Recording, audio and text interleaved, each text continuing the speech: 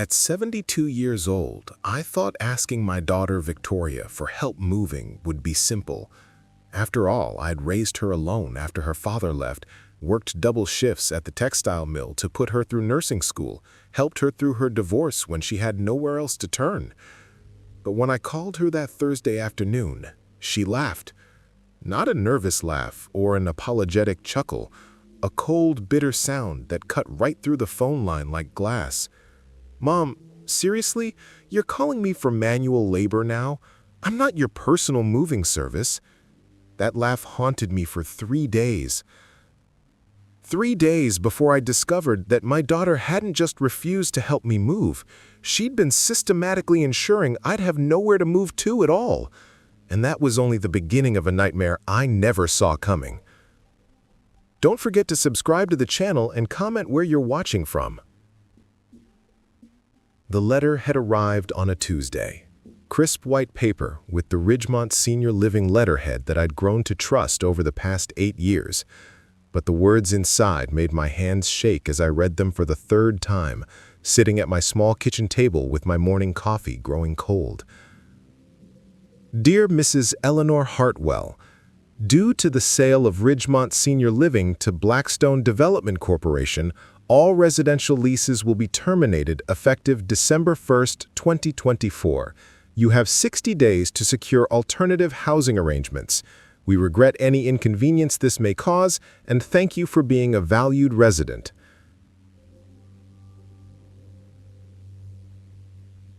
"60 days. At 72, with arthritis in both knees and a fixed income that barely covered my medications, 60 days felt like an impossible deadline. I'd called 3 other senior living facilities that morning. The waiting lists were 6 months to 2 years long, and the costs were twice what I was paying at Ridgemont. The apartment had been my sanctuary since Harold passed away 8 years ago. 1 bedroom, but enough space for my reading chair by the window, where I could watch the seasons change in the courtyard below. The walls were covered with photographs, Victoria's graduation from nursing school, family Christmas mornings when she was young, pictures of the grandchildren I rarely saw anymore. I'd found one possibility, a small efficiency apartment in the Maplewood district, managed by Mrs. Chen, a soft-spoken woman who seemed genuinely concerned about older tenants.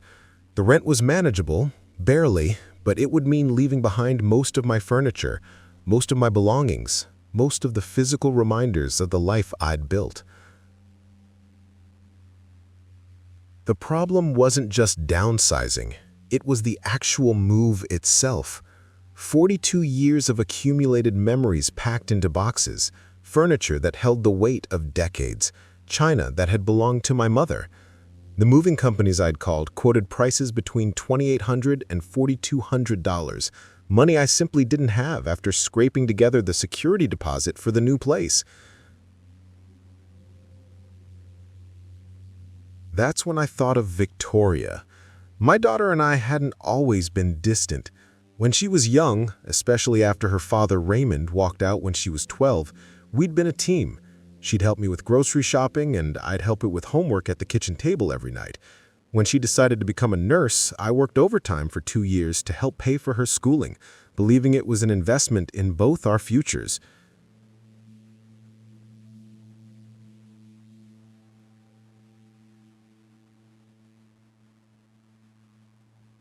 But something had shifted after she married David Chen and had the twins, Emma and Jake.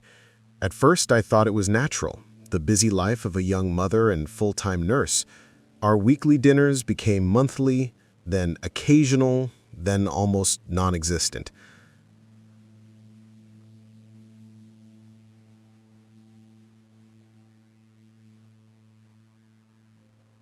The last time I'd seen my grandchildren was at Easter, 7 months ago. Emma had grown at least 3 inches, and Jake had lost 2 front teeth that gave him an adorable lisp. They'd seemed happy to see me then, but Victoria had rushed them through dinner, claiming they had early bedtimes and school the next day. When I'd asked if I could babysit sometime, like I used to when they were toddlers, Victoria had given me a look I couldn't quite interpret. "Mom, they're older now. They have activities, play dates. It's more complicated. More complicated than loving your grandchildren, I'd wanted to say, but I'd kept quiet. I spent 3 days rehearsing what I'd say before I finally picked up the phone. I even written down talking points on a notepad, like I was preparing for a job interview instead of asking my own daughter for help. The phone rang 4 times before she answered, and I could hear the chaos of family life in the background. The television, one of the twins arguing about homework, the dishwasher running. "Hello?" Victoria's voice was hurried, distracted. "Hi, sweetheart. Is this a bad time?"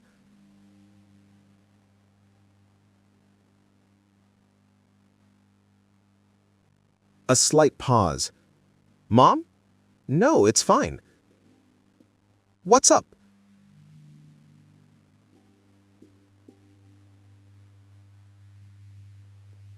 I took a breath and launched into my prepared speech. "Well, I've got some news about the apartment complex. They're shutting down, and I have to move by December 1st. I found a place, which is good news, but I was wondering—" I hesitated, hating how my voice sounded small and uncertain. "I was wondering if you might be able to help me with the actual moving. Maybe we could rent a truck for the weekend. I know you're busy, but—"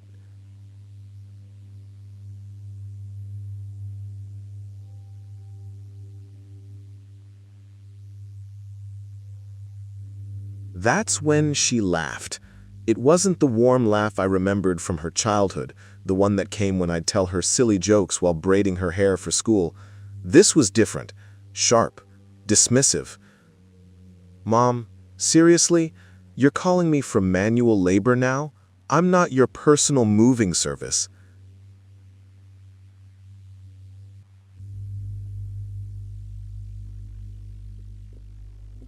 The words hit me like a physical blow. "Victoria, I just thought—"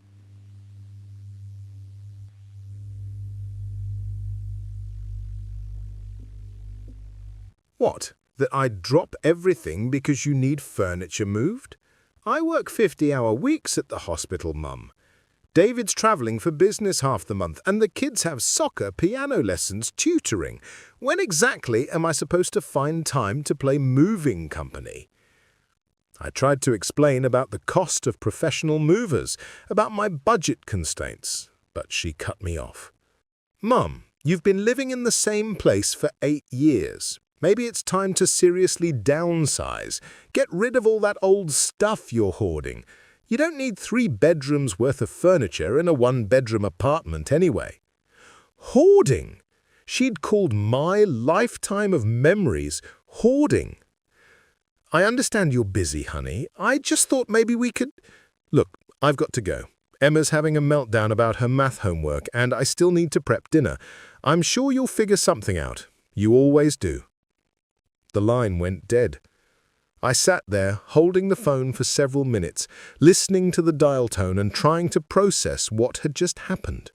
My daughter, the little girl I'd rocked to sleep every night for years, the teenager I'd stayed up with during every fever and heartbreak, had just dismissed me like an annoying telemarketer. That evening I couldn't concentrate on my usual routine. Instead of watching the news and working on my crossword puzzle, I found myself wandering the hallways of Ridgemont, something I rarely did. The building had always felt like a small community, but in my grief over the eviction, I'd isolated myself instead of reaching out. I knocked on Mrs. Patterson's door across the hall. Ruth Patterson was 78, a former librarian who'd lived at Ridgemont even longer than I had. She answered wearing her usual cardigan and pearls, her white hair perfectly styled despite the late hour. "Eleanor, what a pleasant surprise! Come in, come in."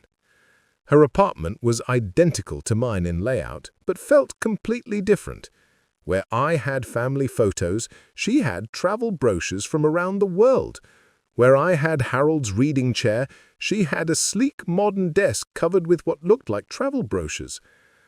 "Ruth, I hate to bother you, but I was wondering how you're handling the move. Have you found somewhere to go?"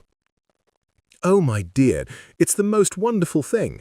My son Michael flew in from Seattle last weekend. We spent the entire time looking at assisted living facilities, and he found the most charming place in Bellevue, near the water, with the most beautiful gardens. He's handling all the logistics, hiring movers, everything. I'm actually excited about it. The contrast was stark. Ruth's son had flown across the country to help her, while my daughter couldn't spare a weekend 30 minutes away. That's wonderful, I managed. Michael sounds like a thoughtful son. Oh, he is, always has been. Even when he was working those terrible hours at Microsoft, he'd call every Sunday. Now that he's semi-retired, he visits at least twice a year. He's already arranged for a moving company, and he'll be here personally to supervise everything. I made polite conversation for another 20 minutes, but inside I was comparing every detail to my own situation. Ruth had family support, financial help, someone who cared about her welfare. What did I have? The next morning, I decided to visit more neighbors, partly to learn how others were coping, and partly to distract myself from my growing anxiety about Victoria's reaction. Down the hall lived Benjamin Kowalski, an 85-year-old widower who'd been a mechanic before retiring. Ben was gruff but kind, the type who'd fix your leaky faucet without being asked and then grumble about how nobody maintained things properly anymore. "Eleanor," he said when he opened the door, "heard about the eviction mess. Terrible business. Come sit, I'll make coffee." His apartment was neat but sparse, filled with the practical furniture of a man who'd never quite adjusted to living alone after his wife's death 3 years earlier. "How are you managing, Ben? Have you found a place?" He poured coffee from an old percolator, the kind Harold used to use. "My grandson Tommy's been helping me look. Found a nice senior community in Riverside, about 20 minutes from his house. Tommy's got a pickup truck, so we'll handle the move ourselves. Kid's strong as an ox, just like his grandfather used to be." Another story of family support. I forced a smile. "That's wonderful. Tommy sounds like a good grandson." Ben studied me with those sharp eyes that had served him well during 40 years of diagnosing car troubles. "What about Victoria? She helping you out?" I found myself making excuses before I could stop myself. "She's so busy with work and the children. Nursing is demanding, you know." Ben's expression didn't change, but something in his silence felt like judgment. Finally, he said, "Family helps family, Eleanor. That's how it's supposed to work." After I left Ben's apartment, I walked slowly back to my own, his words echoing in my mind. Family helps family. So why didn't mine? That afternoon, I found myself doing something I hadn't done in months. I called Victoria's house and asked to speak to the twins. "Grandma Eleanor?" Jake's voice was bright with genuine excitement. "Mum said you might be moving to a new house." My heart clenched. Victoria had told them about the move, but framed it like a choice rather than a forced eviction. "That's right, sweetheart. Are you excited about 3rd grade starting soon?" We talked for 15 minutes about school, his missing teeth, the new bike he'd gotten for his birthday, my birthday gift to him, though Victoria had clearly not mentioned that. When Emma got on the phone, she chatted about piano lessons and her friend Madison's pool party. "Grandma, when are you coming to visit again? It's been forever." Forever? To an 8-year-old, 7 months probably did feel like forever. "I'd love to visit soon, honey. Maybe after I get settled in my new place." "Mum says you're getting rid of lots of old stuff. Will you get rid of the jewelry box that plays music? I like that one." The music box was Victoria's when she was Emma's age. I'd planned to give it to Emma someday, but apparently Victoria saw it as just more clutter to be discarded. "We'll see, sweetheart. Let me talk to your mum again." But when Victoria got back on the phone, her tone was immediately cooler. "Mum, I need to start dinner prep. Was there something specific you needed?" I was just wondering if maybe I could take the kids for an afternoon soon, before the move gets hectic. Mum, that's not really practical right now. They have so much going on, and frankly, I'm not sure your new place will be set up for visitors. The rejection was polite, but final. Even spending time with my grandchildren was apparently too much to ask for. That night, I couldn't sleep. I kept replaying Victoria's laugh, the coldness in her voice, the way she had dismissed decades of my belongings as hoarding.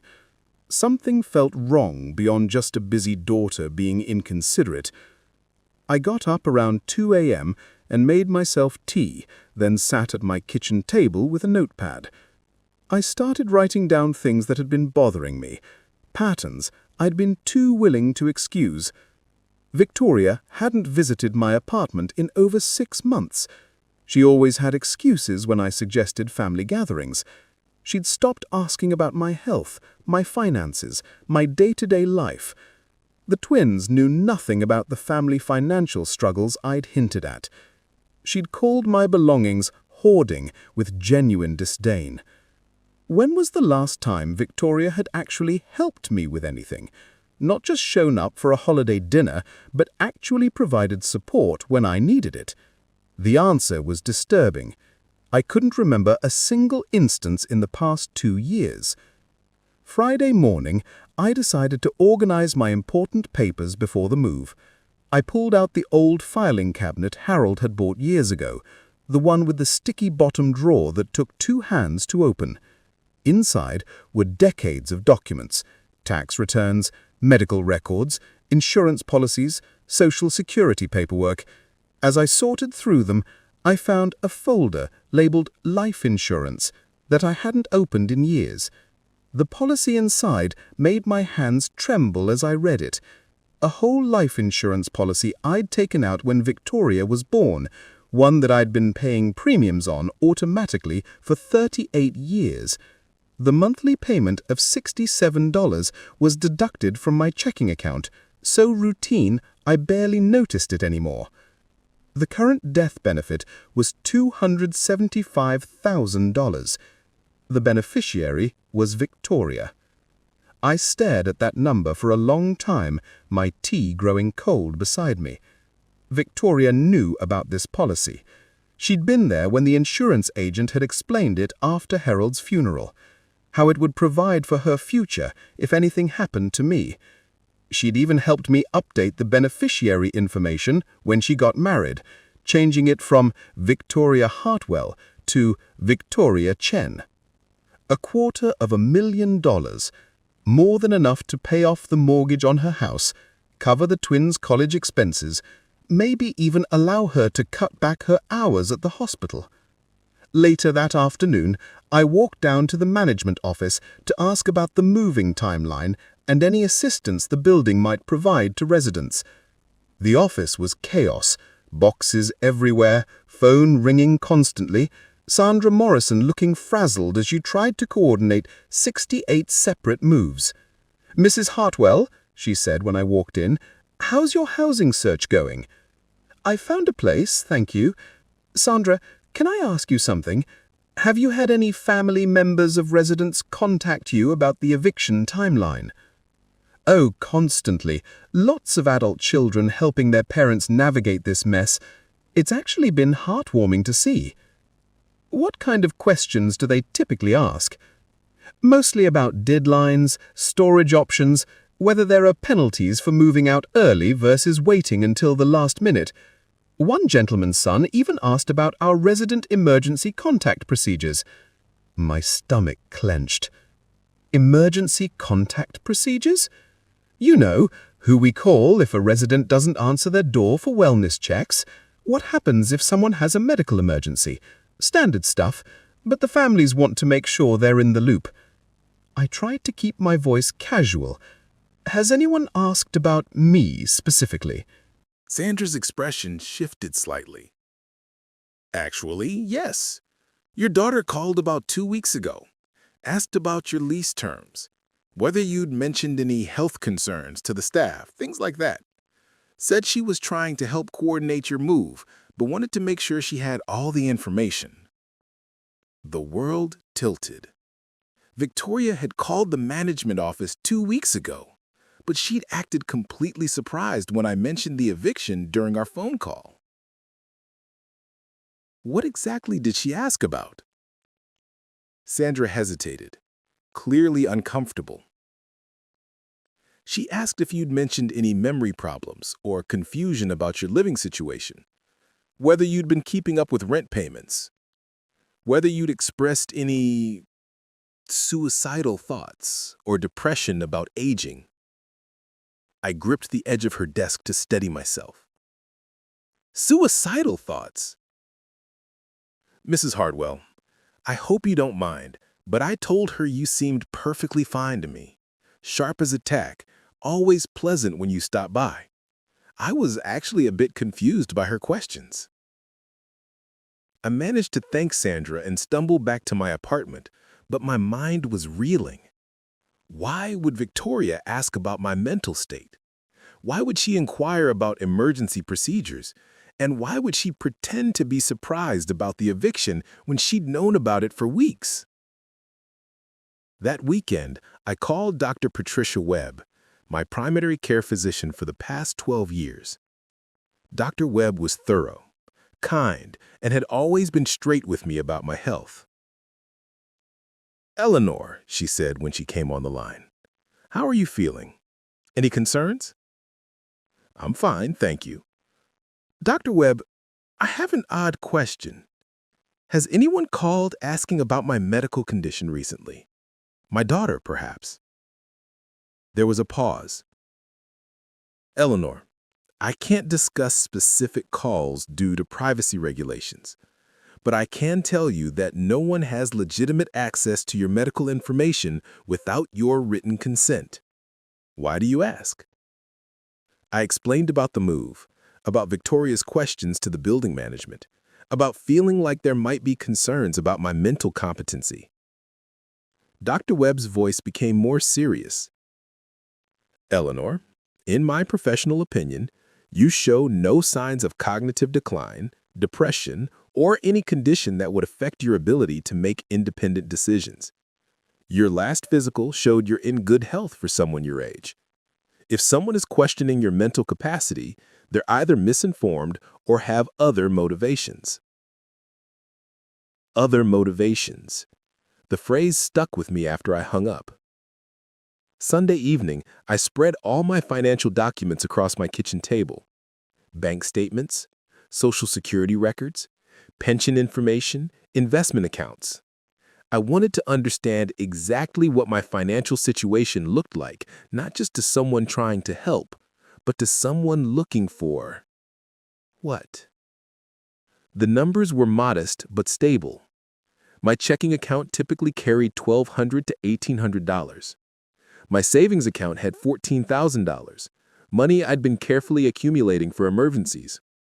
My monthly income from Social Security and Harold's pension was $2,340, and my monthly expenses usually ran about $2,100. Not wealthy, but not destitute either. Certainly not someone who needed a financial guardian or couldn't manage their own affairs. But then I started thinking about what those numbers would look like to Victoria. The savings account would easily cover her twins' braces, maybe a family vacation. The monthly income gap could be redirected if I were in a nursing home where Medicaid covered most expenses. And then there was the life insurance policy, $275,000 that would only pay out if I died. Monday morning, I knocked on Ruth Patterson's door again. She welcomed me with her usual warmth, offering tea and homemade cookies. Eleanor, you look troubled. Is everything all right with your moving plans? I found myself telling her everything. Victoria's cold response, the questions to the building management, the pattern of distancing that had been going on for months. Ruth listened without interruption, her librarian instincts making her an excellent audience. When she finished, she was quiet for a long moment, sipping her tea thoughtfully. Eleanor, I've seen this before. Not personally, but in my years working with the public, adult children who start viewing their aging parents as burdens rather than family. Sometimes it's just selfishness. But sometimes she trailed off, looking uncomfortable. Sometimes what, Ruth? Sometimes it's more calculating than that. They start seeing their parents' independence as an obstacle to their own plans.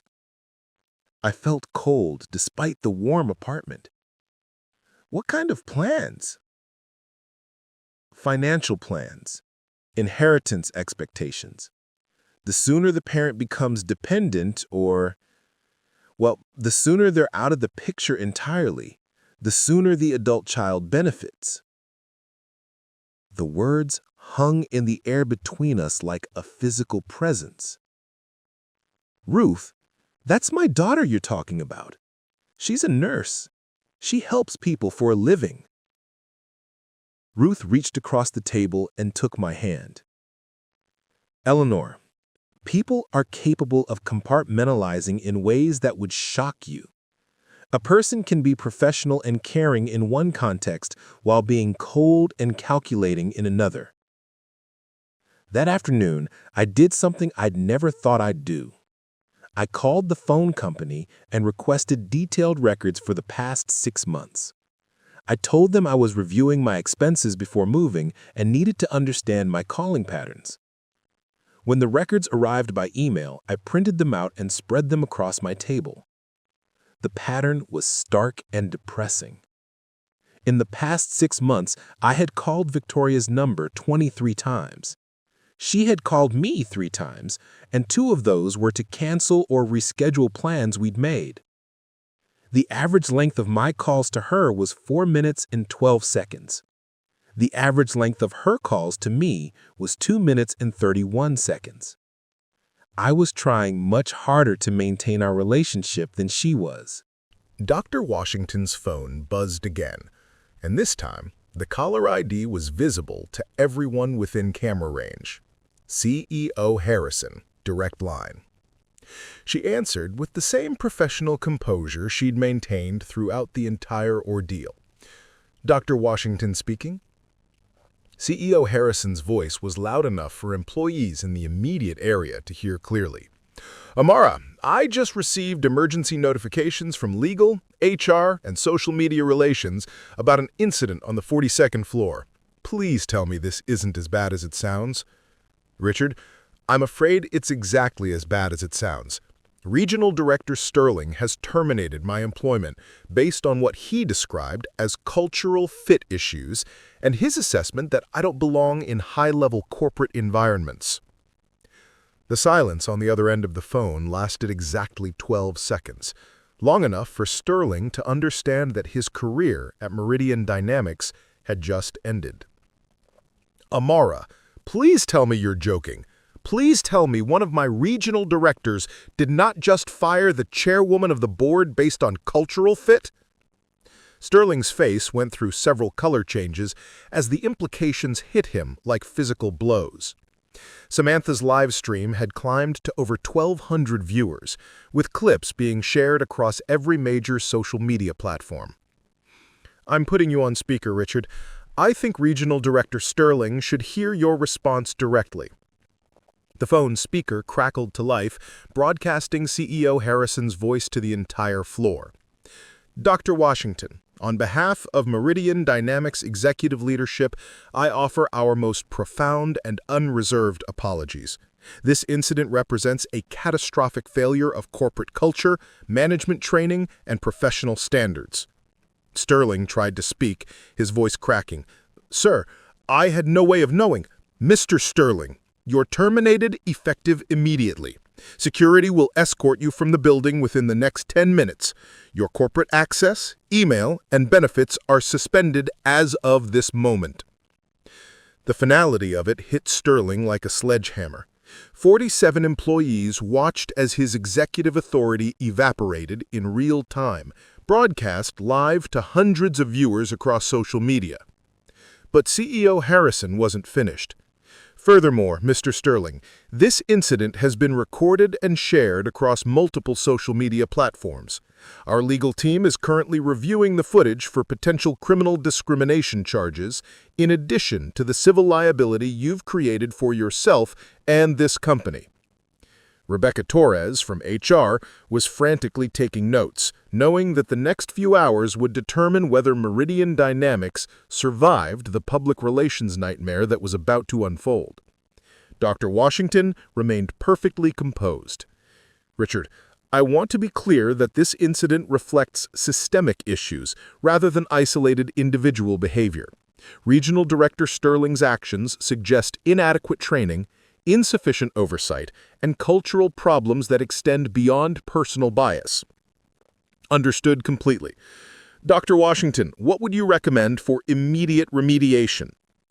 Sterling watched in horror as his former employee conducted an executive-level conversation about his termination and the reorganization of his division. The woman he'd tried to fire was now determining the future of his entire department. I recommend immediate suspension and retraining for all management staff who witnessed this incident without intervention. Implementation of mandatory bias recognition training for all employees, and establishment of anonymous reporting systems for discrimination incidents. Done. All recommendations will be implemented within 48 hours. Dr. Washington looked around the floor at the employees who had watched her humiliation and attempted termination. Some had recorded to expose injustice, others had remained silent. All had learned something about power, dignity, and corporate accountability. Additionally, Richard, I want this incident to become a case study in our management training programs. Real change happens when institutions learn from their failures instead of hiding them. As the reality of what had just happened over the 42nd floor, the employees who had witnessed Sterling's career destruction began to process their own roles in the incident. Samantha Chen, whose Instagram Live had documented the entire confrontation, found herself speaking directly to her camera. Folks, I just watched corporate karma deliver the most devastating reversal I've ever seen. This woman handled discrimination with more dignity and professionalism than I've ever witnessed. Her live stream had reached 1,847 viewers, with comments pouring in from employment lawyers, business journalists, and corporate diversity consultants who understood the magnitude of what they'd witnessed. Trevor Matthews was quietly narrating for his TikTok audience. This is why you never judge people based on appearances. This woman just gave a masterclass in quiet power and strategic patience. My manager literally fired his own boss. Jordan Kim's Twitter thread had exploded across professional networks, being shared by Harvard Business School professors, employment rights advocates, and corporate diversity consultants who understood the implications of documented workplace discrimination. But the most powerful response came from Lisa Park, the department head who had recognized Dr. Washington from the original memo. She approached with obvious remorse and professional respect. Dr. Washington, I owe you a personal apology. I knew who you were from the assessment notification. I should have intervened when I saw what was happening. I should have stopped this before it escalated. But then I noticed something else. There were several calls from Victoria's number to Ridgemont's main office number, all within the past month. Calls that happened on days when we hadn't spoken at all.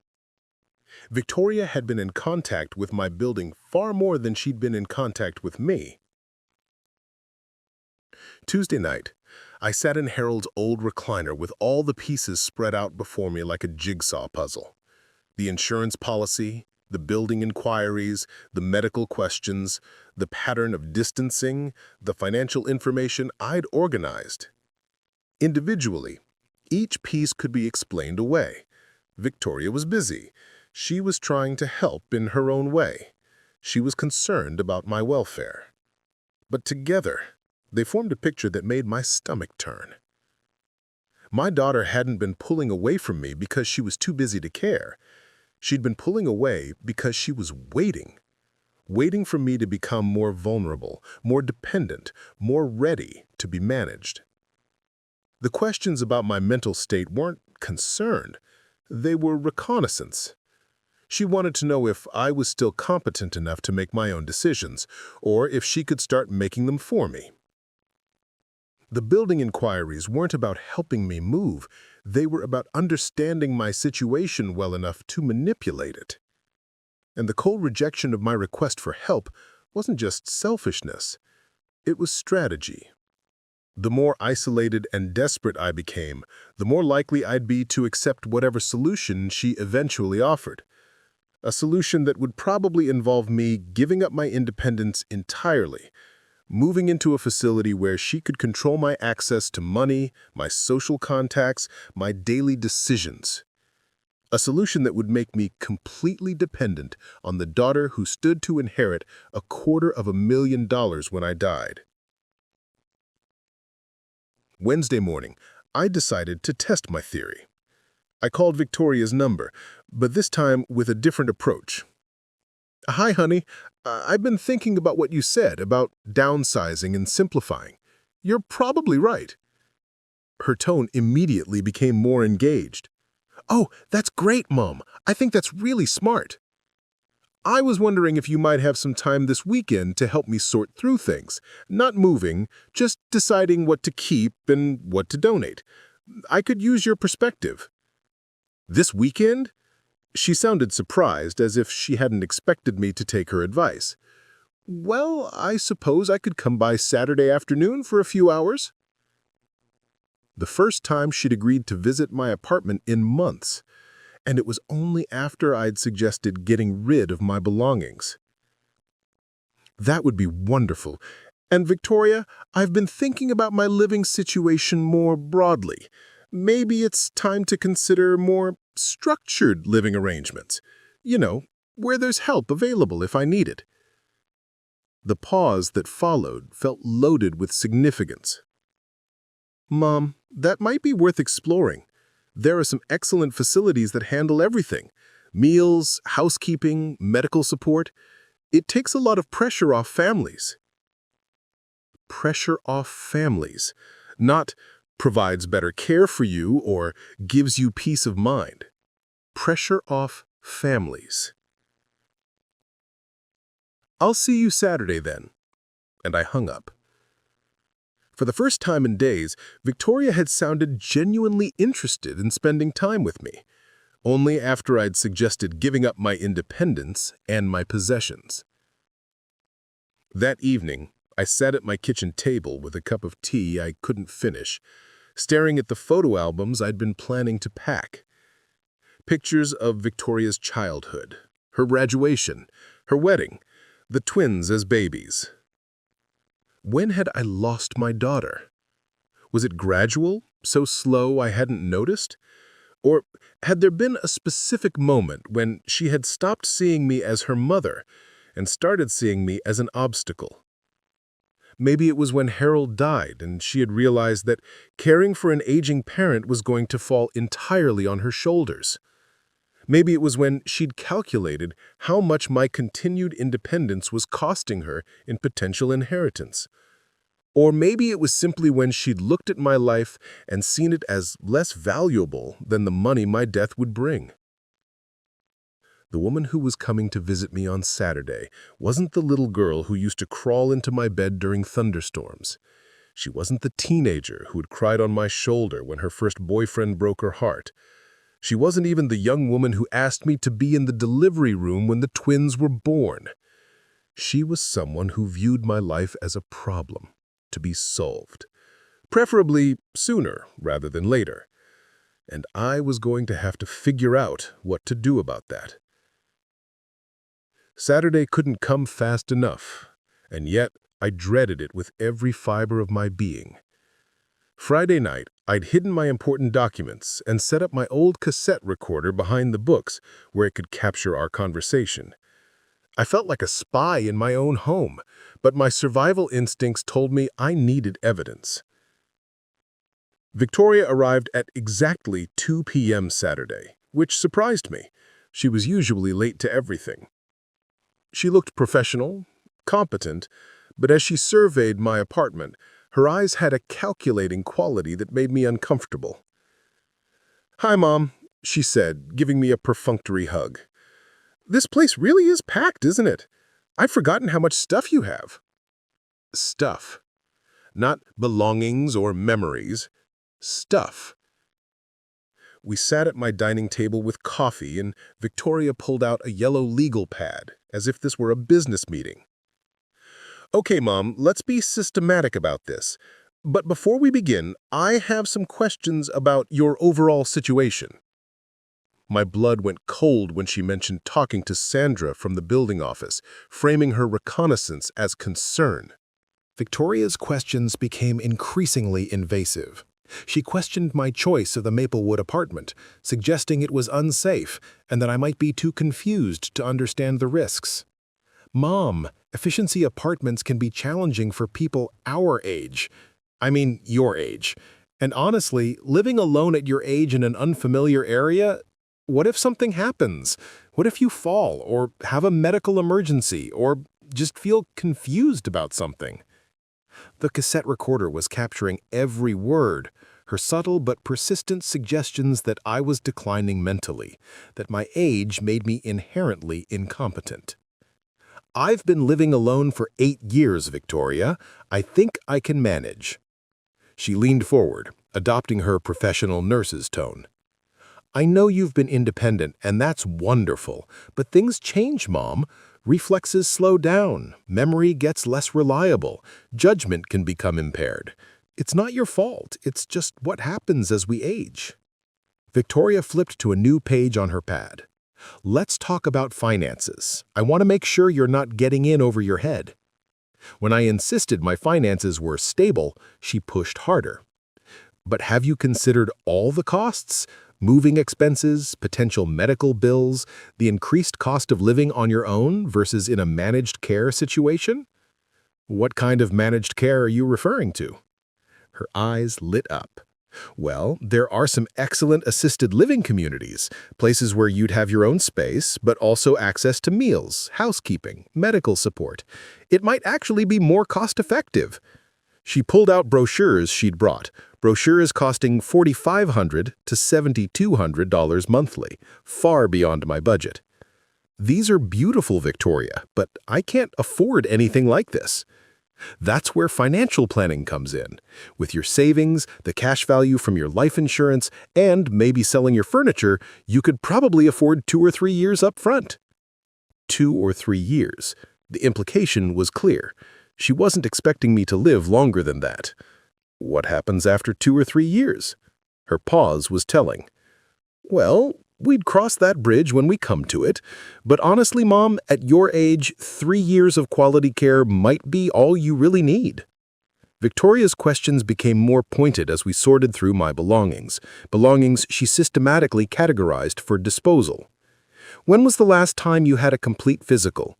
Are you keeping up with your medications? Have you noticed any memory changes?" When she used the bathroom, I heard her opening my medicine cabinet. She returned with changed demeanor. "Mom, I noticed you have quite a few prescription bottles. Are you sure you're taking everything correctly? Some of these medications can cause confusion, especially when combined." This was a lie. I'd cleaned out expired medications recently and kept careful track of everything. But Victoria was building a narrative of incompetence. She questioned my anxiety medication, claiming it could affect memory and decision-making, though it had never caused any issues in the 3 years I'd been taking it. By 5 p.m., Victoria had sorted my possessions into piles, a small keep pile and large donate and trash piles. She wanted me to discard 80% of my lifetime of memories. "Mom, I know this feels overwhelming, but think about how freeing it will be to not have all this responsibility. No more worrying about maintenance, bills, or whether you're taking medications correctly." She was painting independence as a burden while positioning assisted living as freedom. "What about my independence, my privacy?" "Complete independence at your age is more of a burden than a benefit. The constant worry, the isolation, the practical challenges. Wouldn't it be nice to let someone else handle those concerns?" Victoria's approach shifted to emotional manipulation. "Mom, I need to be honest. I'm scared something will happen to you in that new place, and I won't know about it until it's too late. I work in healthcare. I see what happens to elderly patients who try to maintain independence beyond their capabilities. The threat was subtle but clear. She was positioning my independence as dangerous stubbornness. I'm suggesting we make this transition together. Let me help you find a place where you'll be safe. Let me handle the financial arrangements, the paperwork. That's what family is for. But she hadn't been available to help me move, hadn't visited in months, hadn't shown interest until now, when I was vulnerable and she had something to gain. Victoria packed up her materials with practiced efficiency. I think we should move quickly. The good facilities fill up fast. I could call these places tomorrow, set up tours for next weekend. When I said I wanted time to think, her expression tightened. Mom, thinking too much about major decisions can lead to paralysis. I really think we should trust my research and move forward. I could handle most of the arrangements, the applications, financial paperwork, coordinating the move. As she prepared to leave, she delivered the final manipulation.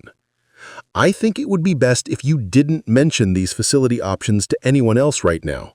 People who don't understand your situation might try to talk you out of what's best for you. Family decisions should stay within the family. She was systematically cutting off my potential sources of advice, ensuring I would make decisions solely based on her recommendations. That evening, I played back the cassette recording. The pattern was methodical. Establish my mental decline as inevitable. Frame independence as dangerous. Present assisted living as the only option. Pressure me to liquidate assets. Control the process and timeline. Sunday morning, I researched the facilities myself.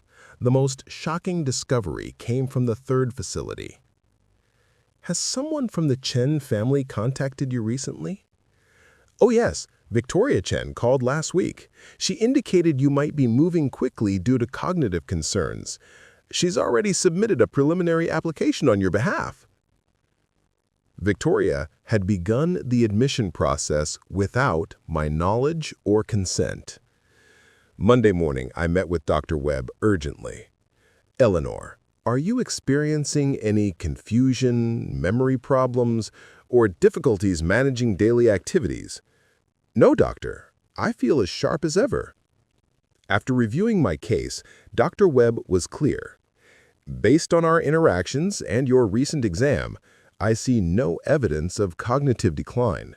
Your mental status is appropriate for your age. She confirmed my medications wouldn't cause the problems Victoria suggested and offered to document my competency if needed. Tuesday, I consulted with Margaret Foster, an elder law attorney. This is a pattern I've seen before, she said, after hearing my story. Adult children who view their parents' assets as their future inheritance and see continued independence as an obstacle. She explained that Victoria's behavior was heading toward financial exploitation and elder abuse, and helped me understand legal protections available. When I called Victoria Thursday to say I needed more time to decide, her mask began slipping. Mom, we talked about this. Overthinking can lead to paralysis. When I mentioned wanting Dr. Webb's opinion, she tried undermining my doctor. Doctors don't understand the full scope of elderly care needs. When I said I'd discuss it with my sister Dorothy, Victoria's response was swift. Dorothy doesn't understand your situation. I really think we should keep this between us.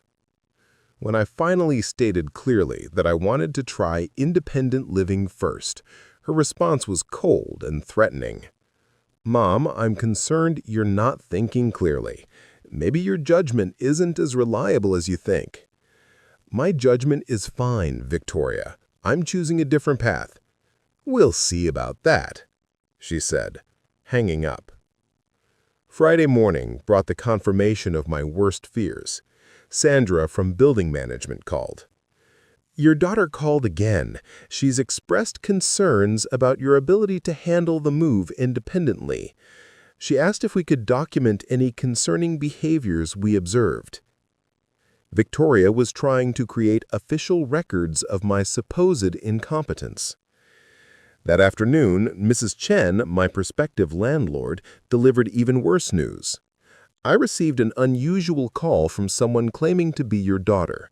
She expressed concerns about whether you were mentally capable of living independently and asked about our policy regarding tenants with cognitive impairment. Victoria was systematically sabotaging my housing option, working to make independent living impossible. Armed with evidence and professional support, I called Victoria for a final conversation. This time, I was recording deliberately. Victoria, we need to have an honest discussion about what's been happening. What do you mean, Mom? I know about your calls to the building management. I know about your conversations with the assisted living facilities. I know you've been trying to sabotage my rental application. The silence stretched before she responded, her voice cold. Mom, I'm trying to protect you from making dangerous decisions. Protect me or protect your inheritance. I don't know what you're talking about. The $275,000 life insurance policy, Victoria, the one that only pays out when I die, the one that would be very convenient if I were living in expensive assisted care that depleted my other assets first. Her sharp intake of breath confirmed I'd hit the target. Mom, you're being paranoid. I'm trying to help you. Help me by questioning my mental competency to third parties? Help me by submitting facility applications without my consent?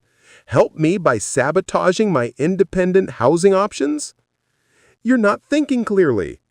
I'm thinking more clearly than I have in months. I've spoken to Dr. Webb, who confirmed I have no cognitive impairment. I've consulted with an elder law attorney about financial exploitation and elder abuse. I've documented everything you've been doing.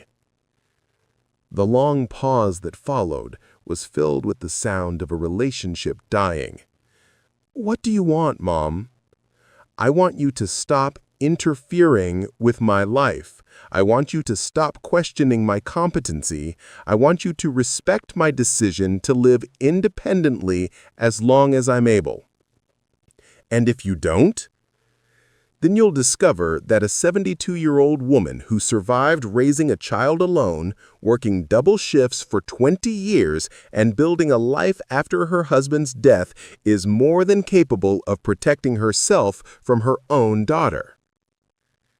Victoria didn't call back.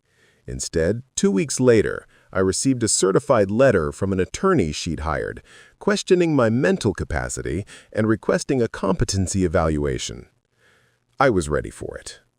Dr. Webb's psychological evaluation confirmed my complete mental competency. Margaret Foster responded to Victoria's attorney with documentation of attempted financial exploitation and elder abuse. The competency challenge was dismissed within a month. I moved to my efficiency apartment in Maplewood on November 15th with help from my neighbors Ben and Ruth. Mrs. Chen welcomed me warmly, having been thoroughly briefed on the situation by Margaret Foster. Victoria made one final attempt, showing up at my new apartment on Christmas Eve with the twins, tears in her eyes, claiming she'd been misunderstood and had only wanted to help. I looked at my grandchildren, beautiful children who deserved better than a mother who viewed their grandmother as a financial obstacle, and I made my choice.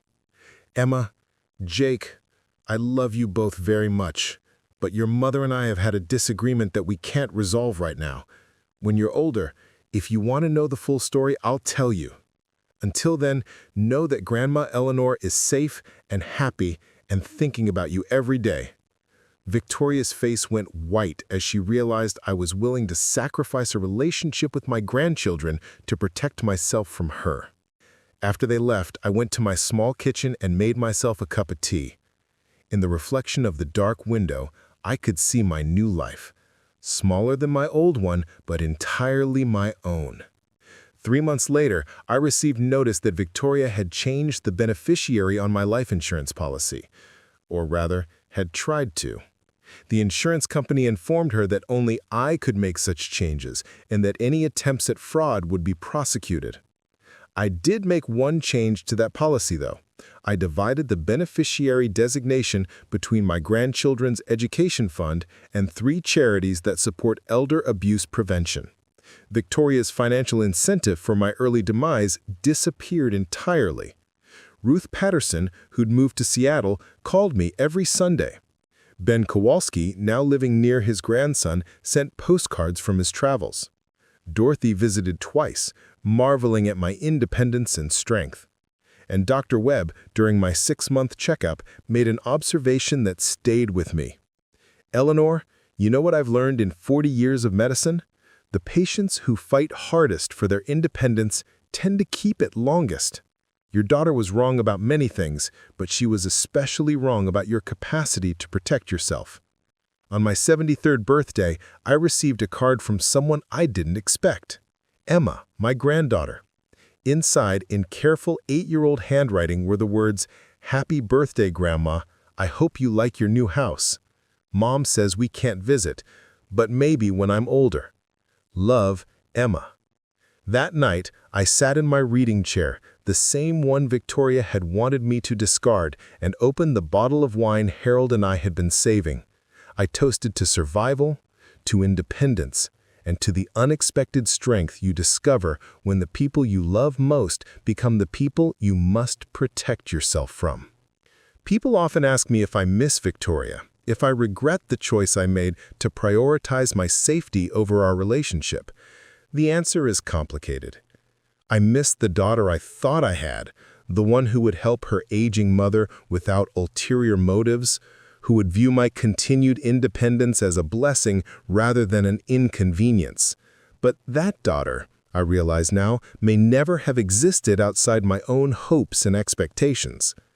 The woman who tried to manipulate me into expensive care that would bankrupt me, who questioned my mental capacity to third parties, who saw my life insurance policy as my rightful inheritance, that woman was a stranger wearing my daughter's face.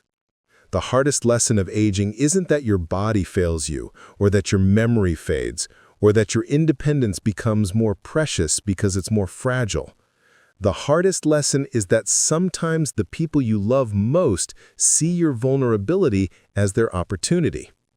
But here's what Victoria never understood about her 72-year-old mother.